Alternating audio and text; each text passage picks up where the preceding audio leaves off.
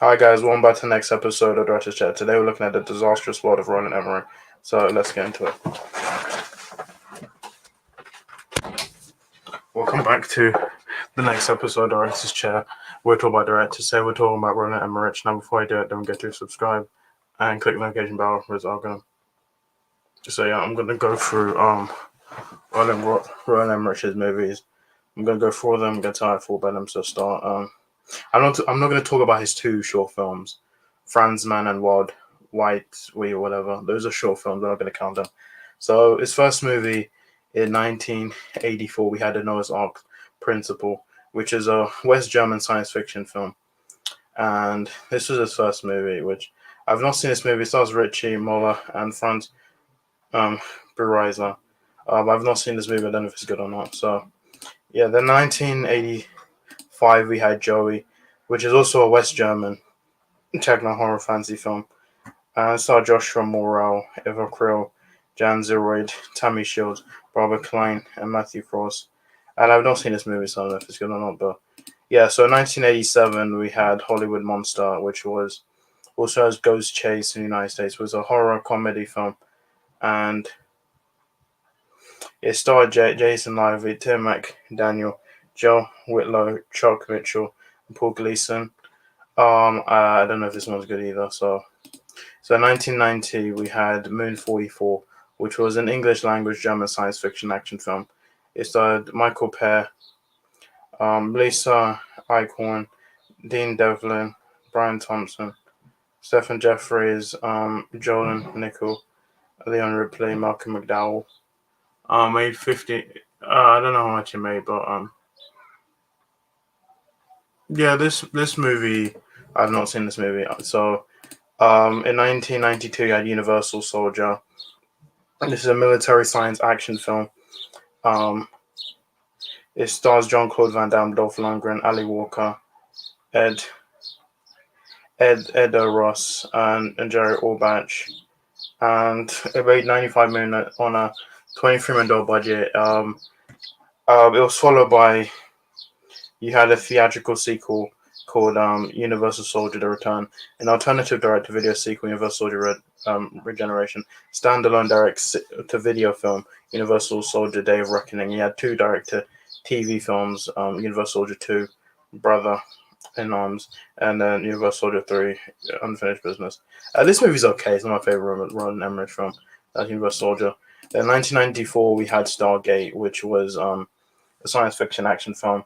It's the first entry in the Stargate media franchise. It stars Kurt Russell, James Spader, Jay Davidson, um, and Vivek Lindfors. Um, so this movie was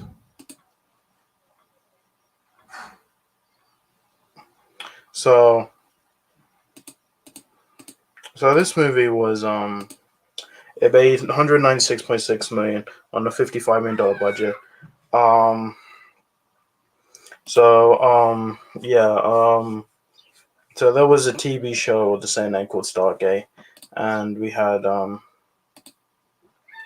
I think we had then we had Atlantis, then we had Universe, and then we have Stargate 1, and yeah, Stargate is an okay film. It's not my favorite. Right, it received mixed reviews with its atmosphere, story, characters, and graphic content both being praised and criticized. So Stargate.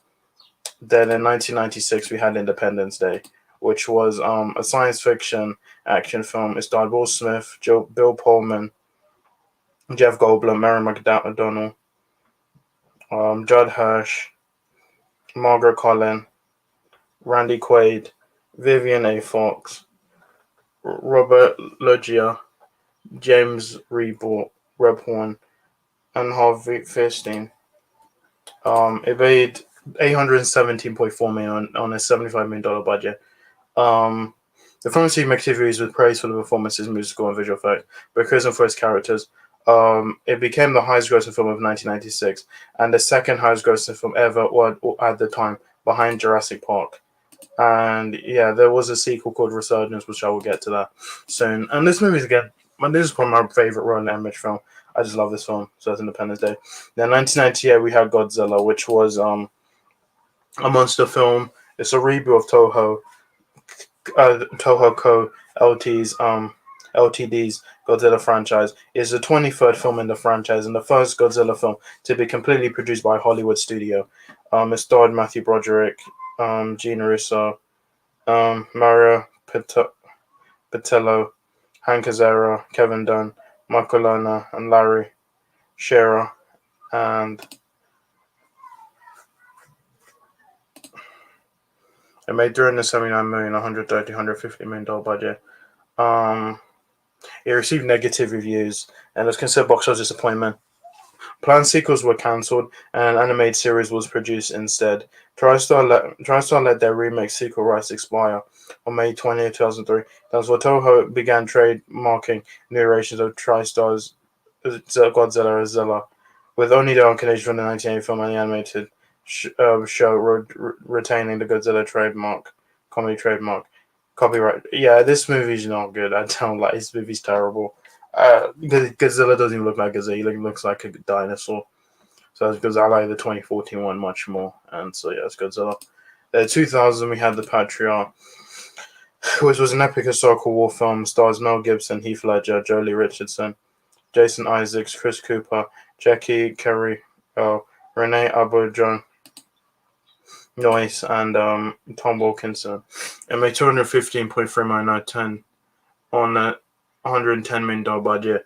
Despite receiving very negative concurrence, it was harshly criticized by British critics and historians and stoked controversy in the United Kingdom due to the themes of its anti-British sentiment. Its fictionalized portrayal of British figures and atrocities, including killing wounded soldiers, prisoners of war. The film's main villain shooting a child in cold blood, and Albertson, and which filled with colonists bombed and burned with, was controversial due to being similar to the Oida Sergei massacre, a World War II war crime prevented by the Waffen as in June 1944. This movie's okay, so that's the Patriot. And then so in 2004 we had The Day After Tomorrow. This was a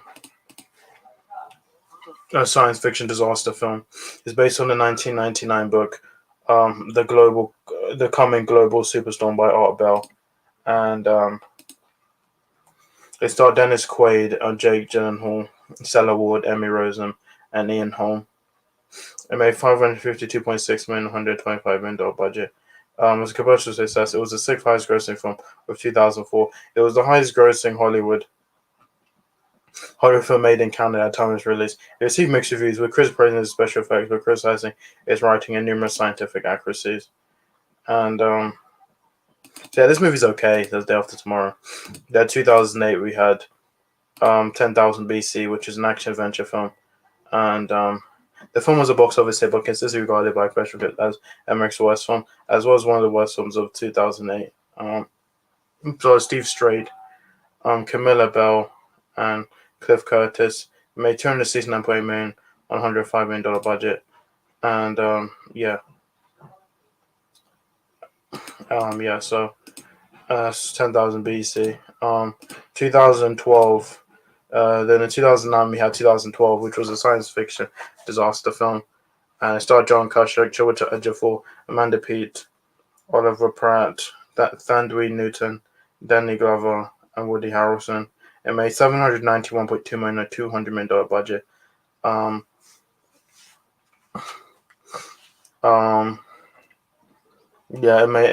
It became the fifth highest grossing in 2009.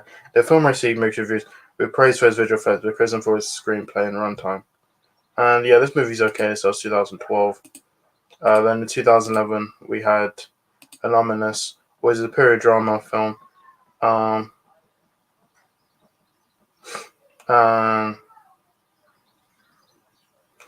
This starred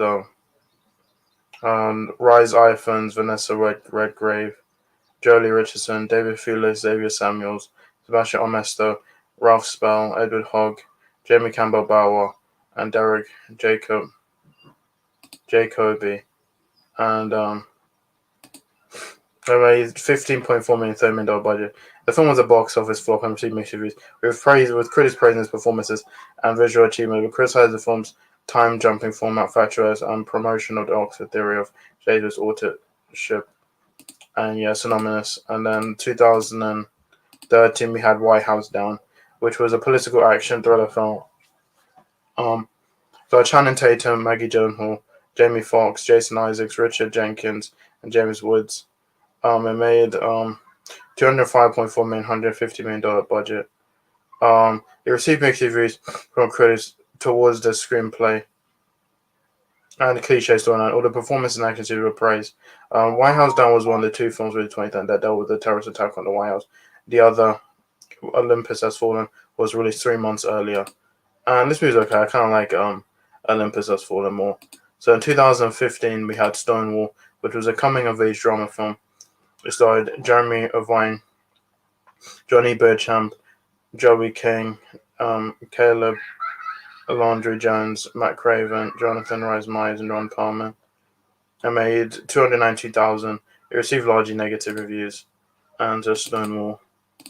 Then in 2016, we had Independence Day: Resurgence, which was a science fiction action film serving as a sequel to the 1996 film Independence Day. This stars Liam Hemsworth, Jeff Goldblum, Bill Pullman, Maika Monroe, Travis Tope, William Fichtner, Charlotte Gainsman, and Judd Hirsch. It made $389.7 million, $165 million budget.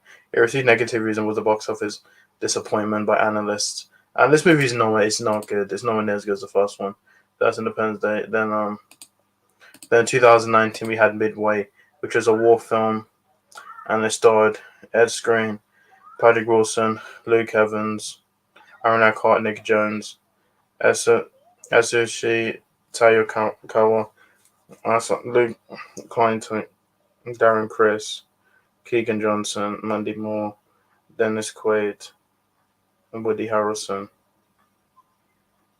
It made $127.4 million, $100 million budget. Is it mixed reviews? She praised the visuals by Chris Screenplay. The film was a box office bomb. And this movie was okay. In 2022 we had Moonfall. Now this was a science fiction disaster film. And it starred Halle Berry, Patrick Wilson, John Bradley, Michael Palmer, Charlie Plummer, Kelly Hugh, Donald Sutherland, and Carolina Buck. It made $67.3 million on $146 million budget. It was a box office bomb. Received mixed to unfavorable reviews. This movie's okay. I actually did a review on it, and it's okay. I don't think it's as bad as people say it is. So that's Moonfall. That's it. That's Roland Emmerich. Roland Emmerich films. Most of his films are kind of the same. Like he pretty much mainly does disaster movies, and they kind of feel the same. But yeah. So yeah, that's it. That is the Disastrous World of Roland Emmerich. Guys, so much better videos. To my next one. Bye.